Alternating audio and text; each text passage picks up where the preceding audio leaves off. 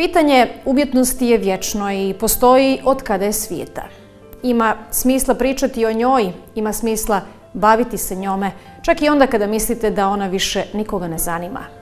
Kao što kaže Goethe, ne može se sigurnije pobjeći od svijeta nego kroz umjetnost i ne može se sigurnije spojiti sa njime nego preko umjetnosti.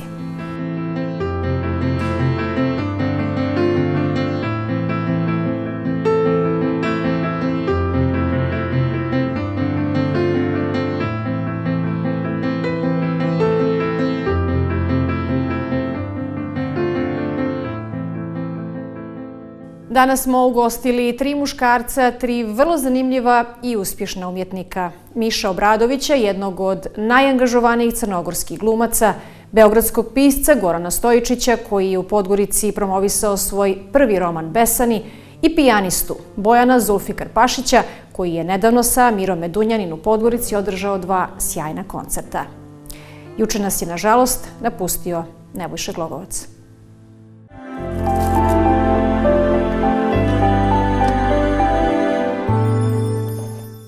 Znaš ti kako se postaje pravi šampion? Tako što izađeš na teren kad je najteže. Otišao je jedan od najboljih glumaca u regionu. Vrhunski umjetnik i predvodnik svoje generacije u stvaralačkim okvirima, omiljeni teatarski, filmski i televizijski lik kojeg je publika gledala i obožavala u najrazličitijim dramskim transformacijama. Potpuno jedan šok i za mene i za ukupnu javnost, ali posebno za nas koji smo kolege i koji smo imali prilike da ga poznajemo i kao čovjeka i kao fantastičnog glumca i prosto čitav dan mi se vraćaju slike sa proba ribarskih svađa i prosto neka druženja koja su tokom tog procesa se desila, tako da je onako u strašnoj nevjerici, onako na neki način i ljuta, zato što biraju najbolje na neki način, najbolji odlaze i nekako ova godina nije dobro počela. Pred Novu godinu smo imali tu tužnu vijest iz Slovenije sa jednim također divnim glumcem te iste generacije, Jernejom Šugmanom. I ovo su zapravo jako teški trenuci za sveukupno pozorište i uopšte ovaj svijet kojem je pripadao. Otkud ti ovaj? Našla sam ga u parku. Ko imene? Nebojša Glogovac je, mogu reći, posredno i neposredno, ali negdje zaslužan što sam ja završila filmsku i televizijsku režiju, jer za razliku od drugih kolega sa kojima je radio na profesionalnim projektima, ja sam uvijek mislila da ima vremena, nego Nebojša Glogovac je meni glumio u prijemnom iz TV režije. Ako krenem da prepričavam te uspomene, bit će mi mnogo teško. Ali kad ste već pitali šta reći, ima replika iz jednog filma u kojem je naravno igrao glavnu ulogu, koja glasi: "Volim te zato što si lijep i pošten." Film je Ubistvo s predumišljajem. I mislim da će ovaj svijet biti mnogo uskraćen od danas, iako će on nekako da traje, zbog toga što smo izgubili u nekakvoj komunikaciji, prilici, životu i mogućnosti da radimo s njim jednog zaista lijepog i poštenog. Nebojša Glogovac rođen je 30. avgusta 1969. godine u Trebinju, u porodici sveštenika Milovana i krojačice Milene Glogovac. Diplomirao je na Fakultetu dramskih umetnosti u klasi profesora Vladimira Jeftovića. Prvu ulogu ostvario je u seriji Bolji života, prvi film u kojem se pojavio je Vukovar, jedna priča. Publiku je osvojio ulogom Bogdana u filmu Ubistvo s predumišljajem, nakon koje su se ređale mnoge.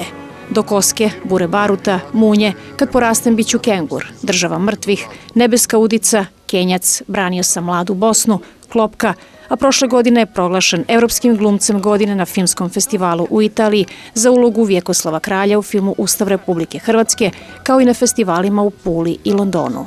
Neke od njegovih nezaboravnih uloga su u predstavama Sumnjivo lice, Metamorfoze, Huddersfield, Šine, Lutalica, Lažni car, Šćepan Mali, Hamlet.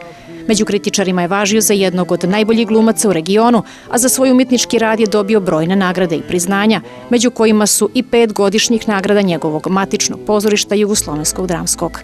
Glogovac je bio oženjen i otac je 3 djece.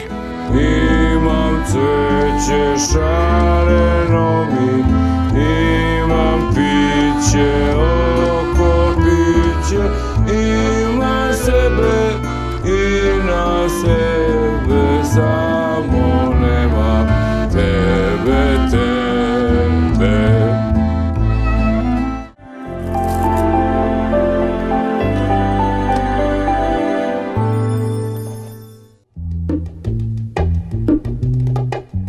Knjigu Besani Goran Stojičić objavio je 2016. godine, iako piše čitavog života.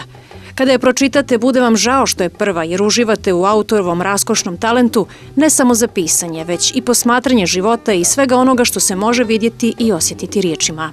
Ja nisam definitivno bio siguran da to ima neku vrednost i zato su one završile ko zna gde i ko zna koliko hiljada priča je izgubljeno u nekim selidbama, u nekim rokovnicima, sveskama i tako dalje. Onda se desio jedan san i to je upravo prva priča u knjizi. Ja sam nakon tog sna izleteo iz spavaće sobe, seo za laptop, napisao tu prvu priču, okačio nešto svoje prvo, sa potpuno drugom stilu je napisano nego sve što sam do sada pisao. Okačio na Facebook i nakon toga je usledio bum i izdavači su se javljali meni. Ja sam shvatio da to ima neku vrednost, krenuo vredno u pisanje i posle godinu dana su se desili Besani. Besani čine zbirku od 35 priča čije su teme ljubav u svim njenim oblicima. Autor kaže da ni jednu od dramatičnih situacija iz knjige nije doživio, ali bez obzira što je u pitanju fikcija, čitaoci se u njima pronalaze. Ja bih više voleo da se ljudi pronađu u ovim pričama koje su sa nekim srećnim krajem ili koje su, da kažem, pozitivnije. Međutim, ima tu pronalaženje, boga mi, i u ovim koje su prilično tužne i svojim možda krajem koji izokreće mnogo toga što se čitalo do tog kraja, vas ostavi u nekom raspoloženju koje je ljudima prepoznatljivo iz života. Svaka priča ima svoj QR kod, odnosno soundtrack, ali može da se čita kao svaka druga knjiga. S obzirom da je i moj stil pisanja u tom nekom filmskom narativu i da sam opčenjen filmom i muzikom, onda mi je potpuno bilo logično i neodvojivo da uz priče priložim i muziku, upravo soundtrack, ja ga tako zovem, mada smo izdavač i ja promenili to u book track, jer je ipak nešto što se razlikuje, ali definitivno doživljavam to kao soundtrack u svoje minijaturne igrane filmove koje su u pričama. Iako nije razmišljao kome se obraća dok je pisao, ciljna grupa su svakako svi oni kojima je osnov ljubav, što je bazična stvar ove knjige. S obzirom da se ne piše mnogo na ovaj način o ljubavi, pošto ja volim da kažem da ovo nisu ljubavne priče, nego da su to priče o ljubavi, s obzirom da sam nju dao na najrazličitije moguće načine, od nečeg predivnog do nečeg užasno bolnog i teškog. To su priče koje mogu da se dese ili su se desile bilo gde na zemljinoj kugli, zato nema ni toponima, zato nema ni imena likova, tako da Beograd, Podgorica, Sarajevo, Zagreb, Tokio, London, Pariz, New York, potpuno nebitno. To jesu urbane priče, ali o ljubavi koja je, kažem, na momente lepa, a na momente do te mere ogoljena da prosto boli kada se nešto pronađe čak i između redova. Trenutno piše ne jednu, već 2 knjige. Iz dana u dan, bukvalno naizmenično se slažu neke stvari u jedan folder, neke druge stvari u drugi. Mnogi su me pitali da li će biti nastavka, da li će se pojaviti Besani 2, međutim neće, jer ja ipak nešto moram da promenim, moram sebi da podignem lestvicu, makar za 1 stepen na gore. I jedna knjiga će biti roman o pričama, naravno ponovo će ljubav biti u centru, a druga će, ipak sam se vratio Danielu Harmsu i tu će biti 100-ak apsurdnih i nevjerovatnih priča koje su opet u kratkoj formi i ponovo će Slavimir Stojanović Futro dizajnirati i raditi ilustracije za svih 100 priča, kao što je nekada davno i sam Daniel Harms crtežima bojio to što je pisao.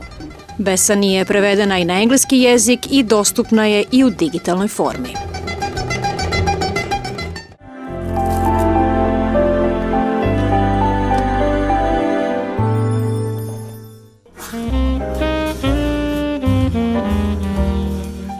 Teško je objasniti bilo kome zašto je umjetnost važna, ako u njemu ne postoji neka klica, neka potreba, kaže Miša Obradović, jedan od najaktivnijih glumaca crnogorske pozorišne scene. Za njega je umjetnost neka vrsta utočišta, bijeg od banalnog. Ima ona formulacija dnevna doza kulture ili tako nekako. Ne znam da li to bilo kod vas u emisiji ili sam neđe to drugo čuo. Ali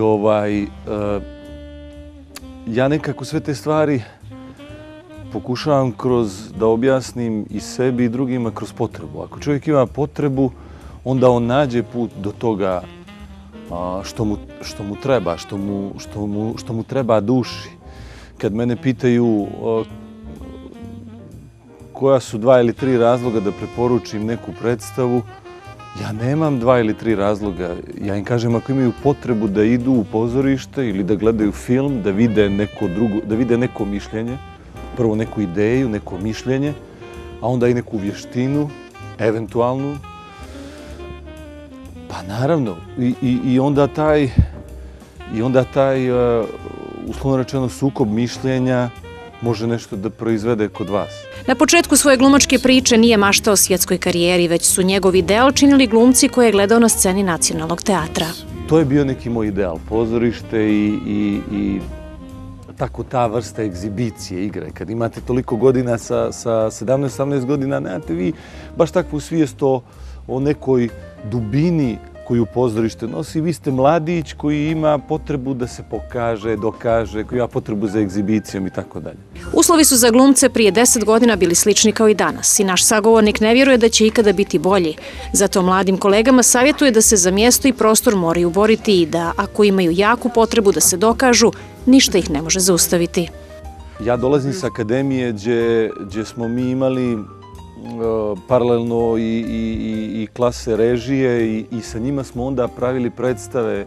Imali smo to pozorište, akademsko pozorište Promena i mi smo imali praktično repertoar. I za nas je da statiramo u Srpskom narodnom pozorištu, nama je to bilo dosadno spram i u Srpskom narodnom pozorištu, spram toga da radimo neki teatar u podrumu, u dvorištu gimnazije, neke tekstove koji su nam bitni, pa neke parole, pa nešto mi pišemo, grafite i tako dalje.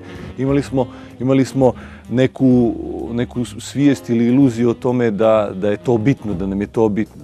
I za mene jeste bilo bitnije da napravim 10-ak predstava sa studentima režije, sa tekstovima koji su mi se ticali, nego da sam 5 puta statirao ili unio tacnu nekom tamo na... Nešto mi je to ispod časti, nego ne zanima me da budem na periferiji tuđeg života, zanima me da budem u centru sopstvenog života. Tako da, ali toga u Crnoj Gori malo ima, jer nema puno klasa režije koji bi mogli režiseri da povuku generacijski, pa da se prave predstave i tako dalje. Šta govoriš? Senja, kada? Ma sjutra, Mađeka, sjutra, tačno... Kad pričam sa njima, nekako se trudim da ih ohrabrim i dok njima to govorim, ohrabrujem i sebe. Jer ništa ne uzimam za konačno. Da je moguće i drugo djelovanje. Onog trenutka kad vam neđe nije lijepo, vi odete, igrate se u drugom dvorištu i pravite nešto. Ali to je povezano i sa onim što vi želite da li želite da nešto uradite za ovo društvo ili još manje za zajednicu ili tako.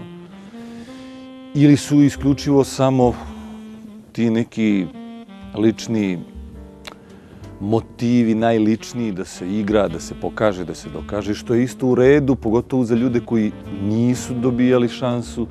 To vam jeste u početku gorivo, ali kad to malo prođe, onda vidite da nema to baš nekog prevelikog smisla. Uvijek mu je bilo važno, kaže, da ima neki svetionik koji mu osvjetljava put. Nekada je to pisac, nekad ljubav, nekad glumci koji vas zavedu svojom igrom, a nekad reditelji. Mnogo mi znači kad reditelj koji radi neki komad, kad njega taj komad pali. kad njega to što radi pali, kad on zbog toga ne može da spava, ne može da jede, ja to uvijek osjetim. Onda ni ja ne mogu da spavam, ne mogu da jedem i tako dalje. Takav je recimo Diego Debrea. Takav je Jagoš Marković. Ima još takvih reditelja, ali ima mnogo i drugih reditelja koji i ja ih onda dijelim na reditelje režisere i reditelje aranžere. Jer postoje oni koji, i to je legitimno, dođe, izrežira, izaranžira i tako dalje, a ovi vas nekako uvuku vas u to postane dio vašeg krvotoka i za mene sad samo ta razmjena u tom smislu sa ljudima preko puta mene, kad reditelja nešto pali, kad on uspije da ubijedi mene u to, kad ja vidim da to ima smisla, onda ništa nije problem. Onda na sceni i sve može, i sve treba i tako dalje. Ali je jako teško raditi sa ljudima koji nemaju tu vrstu strasti i koji nekako, ne mogu da kažem to odrađuju, ali jednostavno ne gore tim žarom. Tužno je što puno naših ljudi ne poznaje domaće glumce i to govori koliko malo ili uopšte ne odlaze u teatar. Kad se upoznam sa nekim danas, pa neko kaže ovo je glumac ili me pita čime se baviš, ja kažem da sam glumac, onda se zapitam je li moguće da ova osoba, ne da ne zna mene, nego da za 10 godina nije došlo, znači, nikad u pozorište ili nije otvorila stranicu u novinama gdje piše kultura ili bar na TV-u slučajno uhvatila. Ne mora mene, bilo kog drugog glumca. Eto, to mi možda ne smeta, nego se pita, ne moguće to. Krajem prošle godine dobio je nagradu Crnogorskog narodnog pozorišta za ulogu u predstavi Samoubica Veljka Mićunovića. Nagrade su značajne, ali su često, smatra Obradović, povod za sukob u samome SNAF-u. Ja sam dobio tu veliku nagradu pozorišta, ali vjerujte mi da nisam imao ni djelić uzbuđenja kakvo imam kad uspijem da dotaknem neke trenutke stvaralaštva koji otvaraju granice svakodnevnog, šire granice, odnosno pomoću kojih prekoračim granice nužnosti ovoga svijeta. I ta radost stvaranja ne može da se mjeri sa bilo kojom nagradom. Za mene stvarno ne može. Kurunglu mene, uklesi ti, Ramko. Svrela ribnički, što? Kada su u pitanju profesionalne želje, volio bi da radi sa nekom novom energijom, jer kada u repertoarskom pozorištu toliko godina igrate sa istim ljudima, niste jedni drugima više izazov. 2-3 godine sam dosta igrao okolo nešto u Beogradu, Puli, u Ljubljani i onda svaki taj odlazak ili snimao i onda svaki taj kontakt sa drugim ljudima je fenomenalan. I onda kad se vratite kući, bratu svom iz pozorišta, onda sve bude drugačije. Ali nemam nekih glumačkih želja.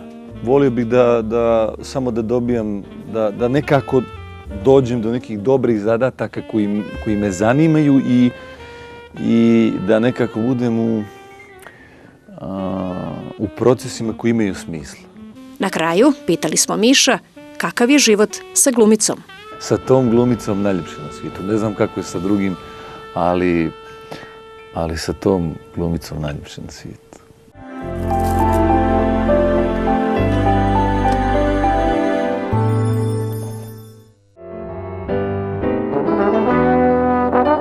I poslije 4,5 decenije ima osjećaj uzbuđenja pri sviranju klavira i stvaranju muzike.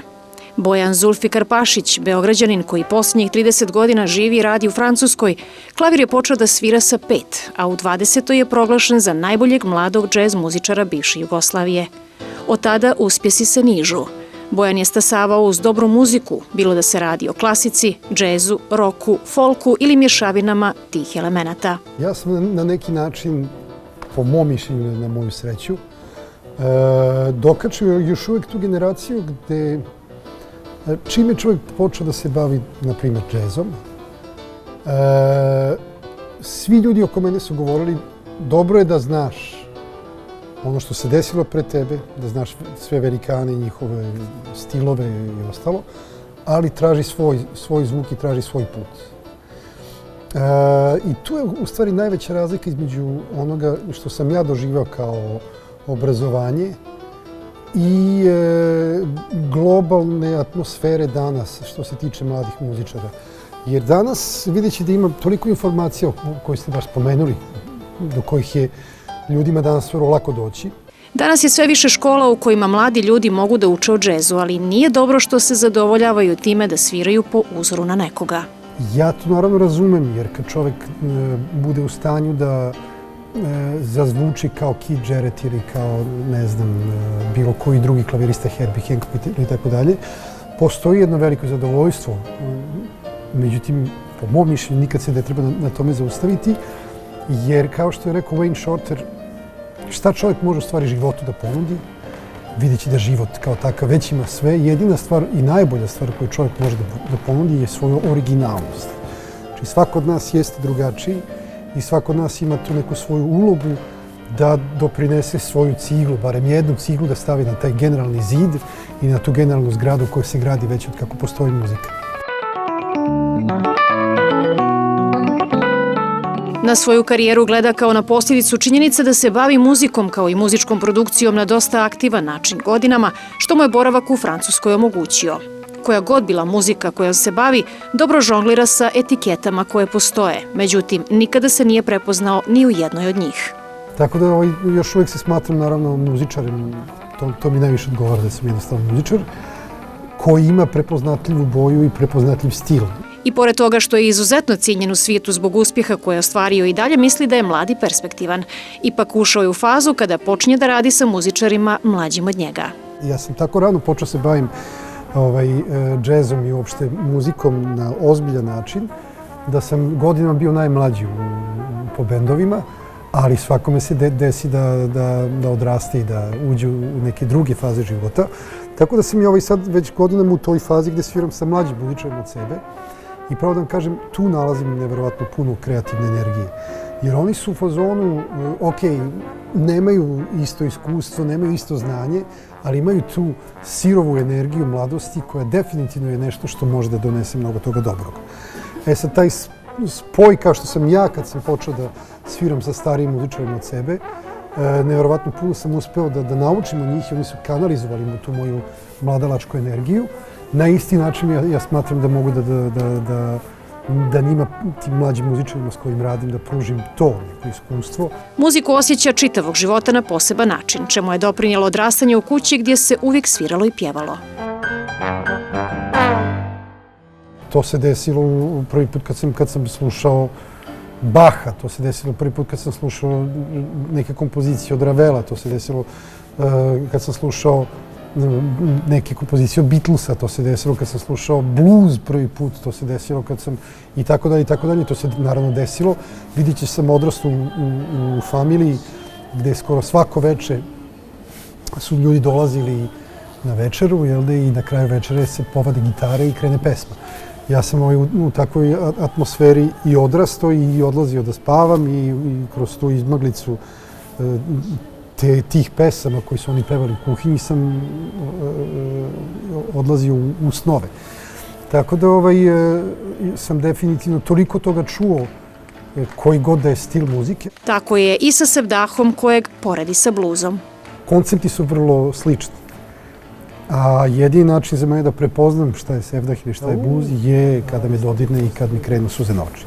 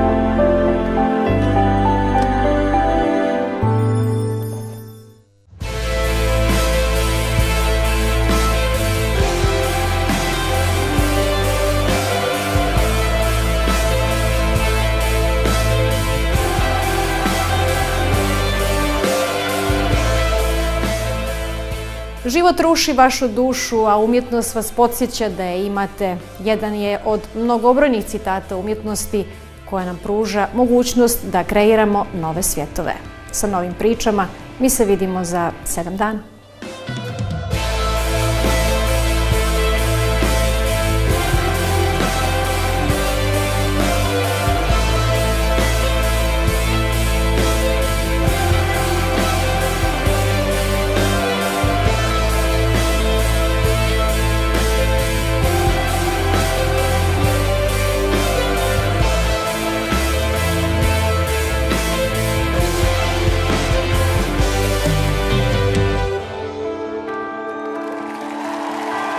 Merci beaucoup, beaucoup, beaucoup. C'était magnifique. Merci beaucoup.